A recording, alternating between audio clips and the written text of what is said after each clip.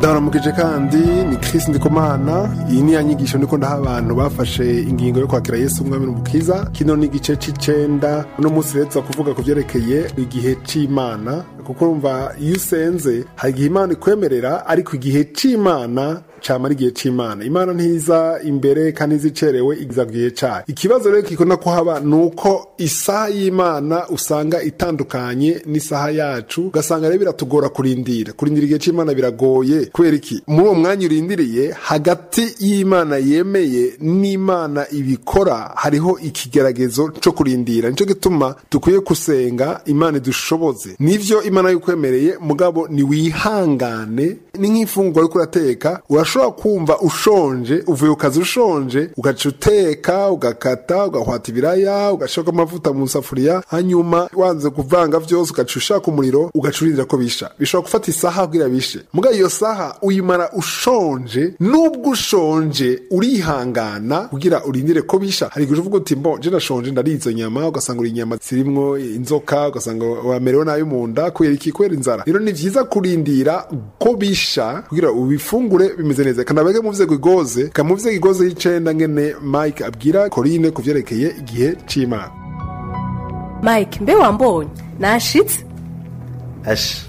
Ndakubona ahubwo mbona waje wazikenye. Imbere ya vyose nashaka kubanza kugushimira ukungene igihe duherukana wasigurire ku masengesho igituma amasengesho amwamwe atishurwa.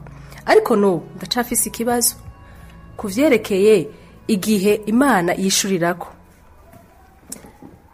Urazika Corinne, ndagushimira nawe ko washimiye. None washobora kumbwira neza na neza ufatiye ukarorero icyo ugomba kumbaza? Je ndafise mukuru wanje afise imyaka 32, yarahejeje amashuri kandi ubarakora. Afise isezerano Imana yamuhaye haraheze imyaka 4 ko azogenda muri Amerika, kandi ko ariyo azohurira n'umugabo azomurongora.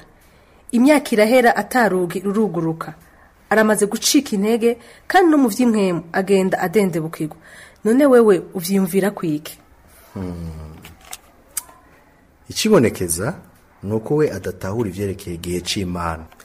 Imana naho yigera iceregwa, kandi naho yigera itangura hataragera. Mu Musiguzi igice ca 3 umurongo wa 11 handitswe ko Uhoraho akora ikintu cose ciza mu gihe cacu. Ingorane dukunda kugira nuko hari aho usanga dushaka guhutagiza Imana, turavye twebwe umwanya wacu ko nayo yifitiye umwanya wayo. None arashobora guhusha uwo mugisha wiwe kandi biri mu mugambi w'Imana? Arashobora guhusha neza cane uwo mugisha wiwe, kandi ivyo vyama vyabaye mu gihe umuntu afise isezerano hanyuma akagomba kurihutagiza ngo rishike. None yoruhitagiza gute ngo rishike? Mu gihe yogira uko ashoboye kose kugira ngo ashike muri Amerika, naho yoba akwiye kurondera impapuro zitari mu mategeko kugira aronke ubwo burenganzira. None Imana yovyemera ko agenda muri ubwo buryo? Igihe akomeje kwihambira birashoboka ko yogenda, ariko wibuke bizoba bibaye imbere y'igihe c'Imana, kandi ubwo buryo buba bubaye nk'ubusuma, kandi aho ategerezwa kuzitega inkurikizi nka kumwe vyamera kuri ba bantu b'Isirayeli mu gihe bihambirira kuronka umwami. Ashobora gushikayo bitagira umuhezagiro w'Imana. Kandi ndabisubiyemo, Imana ntikora ikintu mu gihe twebwe tuba twiyumvira ko ariho bikwiriye, ariko ikora ikintu cose ciza mu gihe cacu.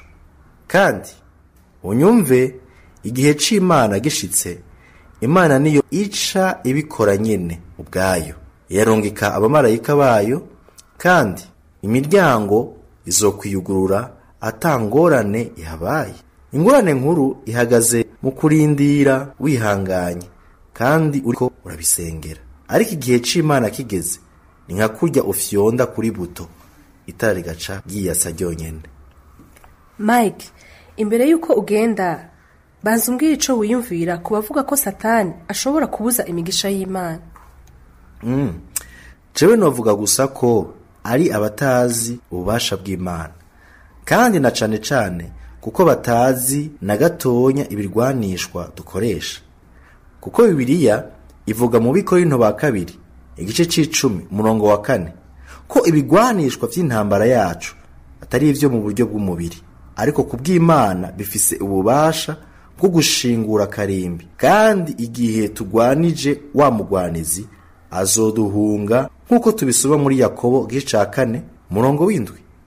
Urumva Korine, ivyo vyose ndakunda bigusigurira. Nibaza yuko ibikwirikira nzosubira kubikuganiriza neza cane muri Gigoze y'icumi. Imana iguhezagire Mike, urakoze. Nzosubira Korine, ndabona yuko umenga urarushe, uragwaye. Imana igukize mu izina rya Yesu. Amen.